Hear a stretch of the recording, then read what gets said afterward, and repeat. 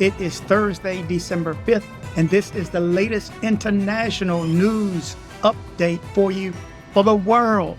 Let's jump into this first story. In news from Dubai, Marcus Fakana, an 18-year-old Briton, faces up to 20 years in a Dubai prison for having sexual relations with a 17-year-old British girl while on holiday. The girl's mother reported the relationship to Dubai police after seeing pictures and chats, leading to Fakana's arrest. Human rights campaigner Radha Sterling, from Detained in Dubai, highlights the distress of Fakana's family and the shock over the severe potential punishment for something legal in the UK. The UK Foreign Office is supporting Fakana, and the cases have drawn significant media attention. In US Dominican Republic news, a shoplifting ring that stole nearly $2 million in clothes and beauty products from stores like Macy's and resold them in New York City and the Dominican Republic has been dismantled.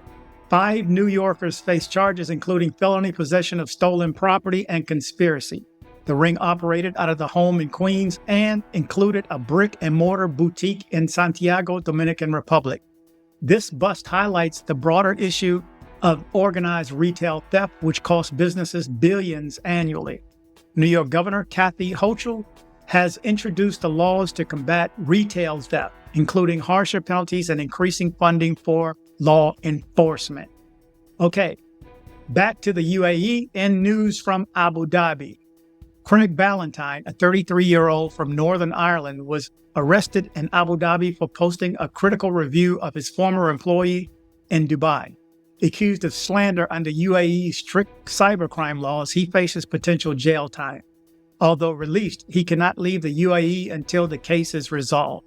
Ballantyne, who had returned to the UAE for a holiday, was detained without contact with family or friends. His family and friends are campaigning for his release, highlighting the severe impact on his mental health and financial situation.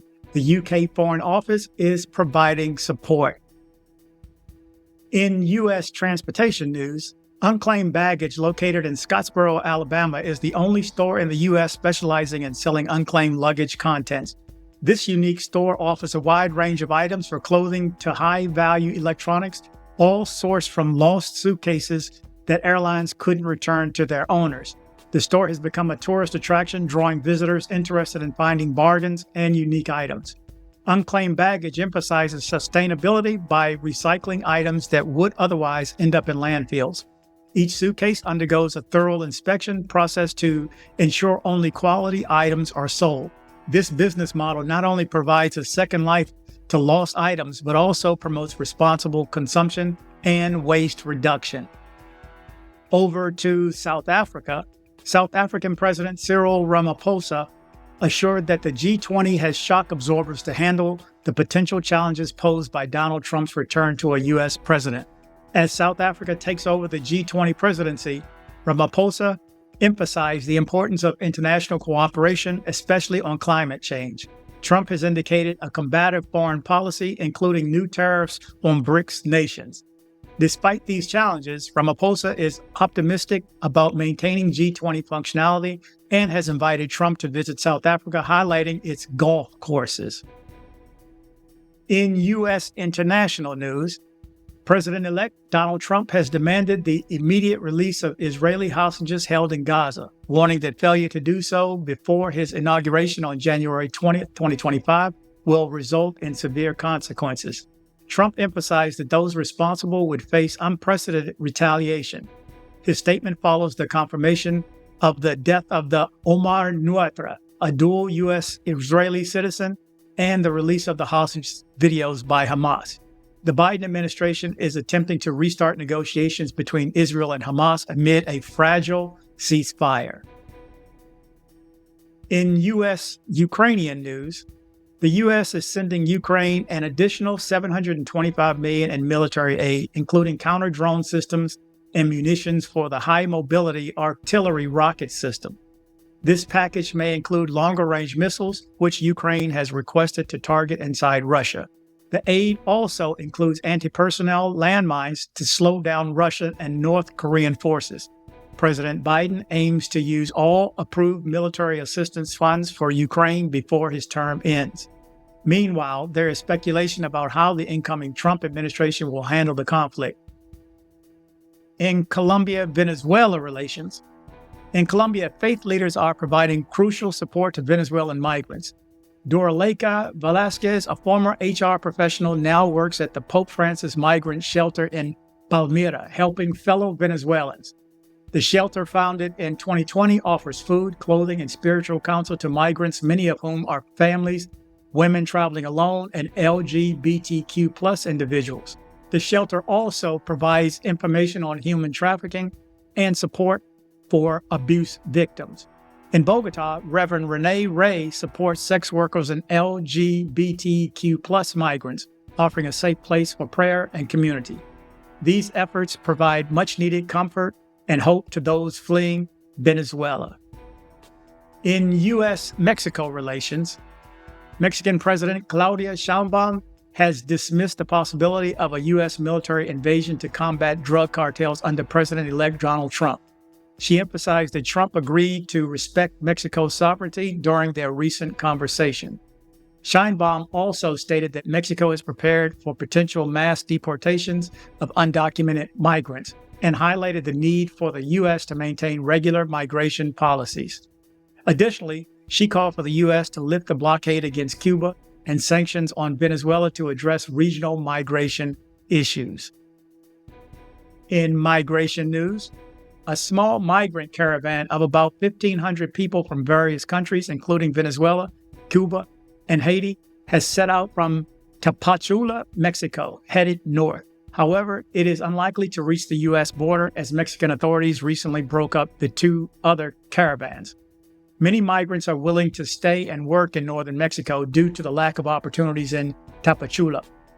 Concerns are rising about potential change in U.S. asylum policies under President-elect Trump, who has threatened tariffs on Mexican products unless migration is controlled.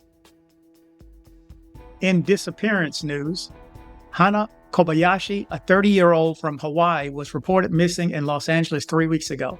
Police have now declared her a voluntary missing person after surveillance footage showed her crossing into Mexico with her luggage. Authorities found no evidence of foul play and urged her to contact her family. Hana's father, Ryan Kobayashi, tragically took his own life during the search. The family has since shut down their search efforts on social media. The case remains active until Hana's safety has been confirmed.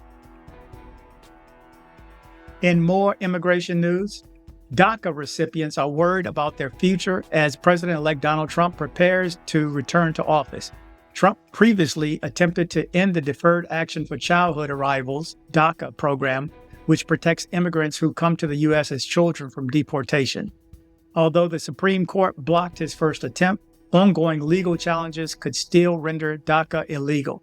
Many recipients like Reina Montoya fear mass deportations and are rushing to renew their permits. The uncertainty has led to discussions about potential family separations and heightened anxiety among the DACA community. In North American news, President-elect Donald Trump's threats to impose 25% tariffs on goods from Canada and Mexico have created tensions between the two countries. Canadian officials emphasized the difference between their border issues and those of Mexico, leading to a rebuke from Mexican President Claudia Sheinbaum. Sheinbaum highlighted Mexico's challenges with fentanyl trafficking and migration and stressed the need for respect from trading partners. Both Canada and Mexico are seeking assurances from Trump before he takes office, with Canada planning new investments in border security. In breaking news from Cuba, Cuba has rejected the Stolen Trademarks Act, signed by U.S. President Joe Biden, which prevents U.S. courts from recognizing trademarks confiscated by the Cuban government since 1959 without the original owner's consent. This legislation impacts the Havana Club rum brand, which Cuba claims its own. The law aims to prevent the renewal of the Havana Club trademark in the U.S., favoring Bacardi, which also claims rights to the brand. The dispute highlights ongoing tensions over intellectual property and the U.S. embargo in Cuba. So there you go. You're up to date. I need feedback. I need feedback in the comment sections. Remember, the likes help.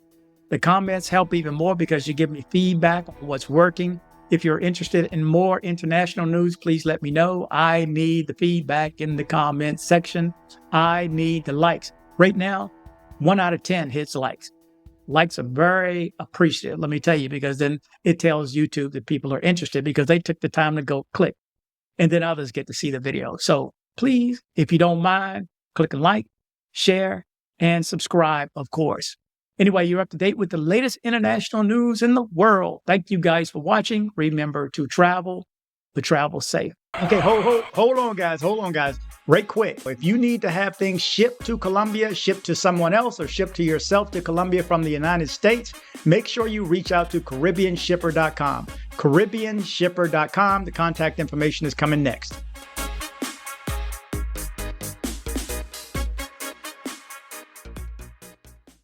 Join me on social media. I am dcbornrob official on Instagram. I am dcbornrob official 1 on TikTok. I am dcbornrob O on Twitter.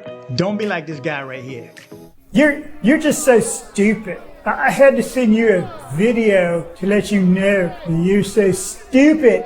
That's right. Don't be like this guy right here. Join me on social media. Headed to Medellin, Colombia? See my guy Andres with Nomad Travel for safe airport pickups and drop-offs and tours. Contact information in the description below. If you're in Medellin and you need dental work done, from a basic cleaning to major reconstructive surgery, come see my guy, Dr. Carlos Mori.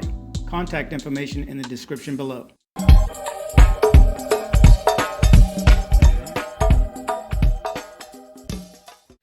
Thanks for hitting like. You did the right thing by hitting like. Thanks for hitting like. Thanks for hitting like.